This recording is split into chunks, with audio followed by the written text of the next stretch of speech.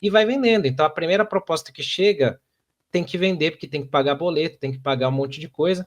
Aí já saiu um papo aí, né, de um outro empréstimo que o São Paulo vai fazer de mais 50 milhões, que foi aprovado, porque aprovam tudo, tem que passar tudo, e assim vai.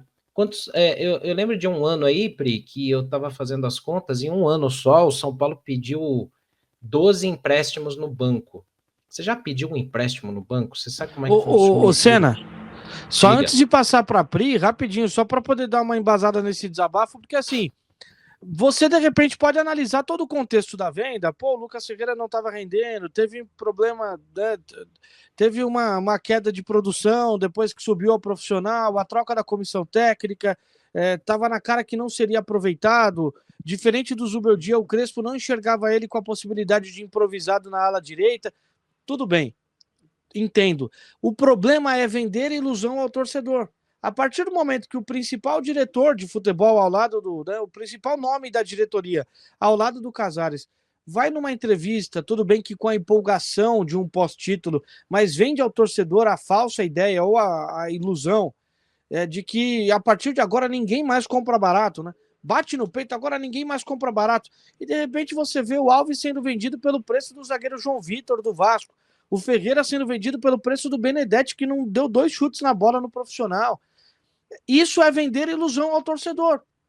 Cadê a promessa? Agora o torcedor está cobrando. Cadê a promessa de que não venderia mais barato? Tudo que bate na porta do São Paulo vai e toma, tá bom. É esse valor que você tem para me oferecer, tudo bem. Esse valor é muito bem-vindo, toma. Então é basicamente isso. A venda da ilusão é o que mais me incomoda do que propriamente os valores que o São Paulo tem aceitado em negociações. Exato. E aí, Pri, é mais um que vai, né? Se a gente pegar uma lista aqui, ó, vou puxar essa lista aqui que a produção preparou, Pri. Só em 2025, São Paulo não contratou para o brasileiro, mas só em 2025 tinha uma meta financeira de 155 milhões de reais e passou a meta, né, de 203. E ainda está vendendo, é porque está com o planejamento errado ou com a dívida muito maior do que está sendo divulgada, porque ainda está vendendo um monte de gente, né, Pri? Eu acho que é muito o contexto do clube quando a gente pega essa diferença do São Paulo para os outros, né, Senna? Todo mundo sabe que, cara, o São Paulo, ele é como se ele soltasse uma propaganda de saldão na TV no horário nobre, sabe? Então, assim, é claro que vai ser desse jeito, entendeu? É difícil esperar alguma coisa diferente. Você vai com o Palmeiras, por exemplo, o Palmeiras não tem que fazer nada, o Palmeiras fica quietinho ali fazendo seu trabalho e as pessoas vêm querendo contratar. Aí você que é presidente, sei lá, quem negocia lá no Palmeiras, você faz seu jogo duro, você tem sua moral, né? O seu time ganhou tudo aí nos últimos anos, como é que você vai vender barato? Você vai colocar os seus jogadores em outro patamar. Então, assim, eu entendo a frustração, mas eu também acho que, em questão de comparação, a fase do São Paulo é muito difícil e faz você passar por essas situações de ser visto no mercado como um time que, de fato, está desesperado e as pessoas não vão te dar muito dinheiro, não vão te oferecer muito dinheiro, porque sabem que o que elas te oferecerem, você vai aceitar. Eu já contei aqui a história uma vez e conto de novo. Eu não vou lembrar quem que foi, gente. Era o Wendel, que quando a gente foi lá no CT de Cotia em janeiro fazer uma visita, eu falei com um integrante importante do São Paulo, da diretoria, sobre essa chegada dele, né? O São Paulo estava sofrendo muito para trazer o Wendel naquele momento. E aí essa pessoa me falou, Pri, os caras precisam de 1 milhão de euros, eles querem 1 milhão de euros, e eu não tenho como pagar. E, tipo, 1 milhão, não sei se é dólar ou euro, tá? Desculpa. E o São Paulo não tinha, naquele momento, como usar esse dinheiro. Então, assim, o buraco financeiro ele é muito mais embaixo, porque o São Paulo não tem dinheiro para nada, nada, nada. Então, assim, cada mínimo milhão que entra no São Paulo é muito.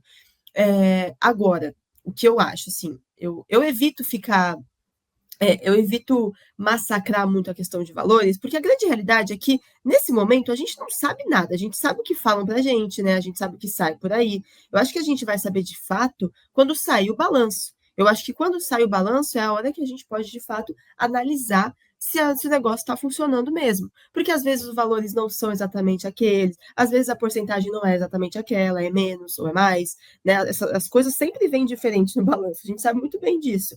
Então, assim, o que a gente espera é que, na hora que sair o balanço, a gente possa analisar que, pô, eles sabiam o que eles estavam fazendo. Porque muitas vezes você ultrapassa o que você quer ver, a meta, né? Então, o São Paulo tinha a meta de 155, alcançou 213. Mas aí o São Paulo vai compensar esse valor em alguma outra coisa financeira, entendeu? Isso acontece muito no futebol. Esqueci o nome, essa manobra mesmo, para você conseguir atingir a sua ideia financeira ao longo de toda a temporada. Então, isso acontece muito, e aí acho que a gente vai conseguir observar melhor no balanço, porque é sempre nele que a gente consegue ter dimensão da realidade. Mas sabe qual que é o problema? É que, assim, o histórico, até do próprio São Paulo, deixa o torcedor muito, mas muito com o pé atrás, porque muitas vezes o São Paulo divulgou uma coisa e a coisa não era tão verdade, ou a coisa era outra. Por exemplo, vou citar 2 casos aqui. Galopo. Investidores vão comprar o Galopo com criptomoedas. Não teve nada disso. A gente não soube, o valor era outro, não teve nada de criptomoeda que a gente viu, a gente não sabe quem era o investidor, saiu do clube. Aí, por exemplo, o patrocínio da Master do São Paulo aí. 1 bilhão. 1 bilhão? 1 bilhão se ganhar o Mundial, se ganhar a Libertadores, o Brasileiro, a Copa do Brasil, Paulista e todos os títulos. Senão, não era bem isso. Então, essa coisa de, veja bem, é tanto, mas não é tanto. Cara, isso deixa, a coisa da transparência, da falta de compliance, você fica com o pé atrás. Então, você vê esses números, você fala, pô, a meta era tanto, beleza. Aí alcançou a meta, alcançou mais do que a meta. E continua vendendo pela primeira proposta que bate. Cara, qual é o cenário, então? Para mim, que sou leigo e tô de fora, como torcedor, a dívida é muito maior do que está sendo divulgada, é muito maior. O meu pensamento, né, de leigo, é que não é 1 bilhão, é muito mais do que 1 bilhão. Os caras estão dando aquela enfeitada para não ficar chocante para o mercado. Aí, você olha lá, 50 milhões de empréstimos, de novo, mais um empréstimo no banco, juros altíssimos, tal, não sei o quê. Aí você fala, porra, mas não tem o FIDIC, tal do FIDIC lá? Aí sai o pronunciamento de que, e sai naquelas também, porque ninguém vem a público falar, sai ali para um ou outro, né? Não, mas já era previsto, porque a gente pode pedir até 200 milhões de empréstimo. Mano, você já pediu um empréstimo no banco? Você sabe como é que funciona isso daí?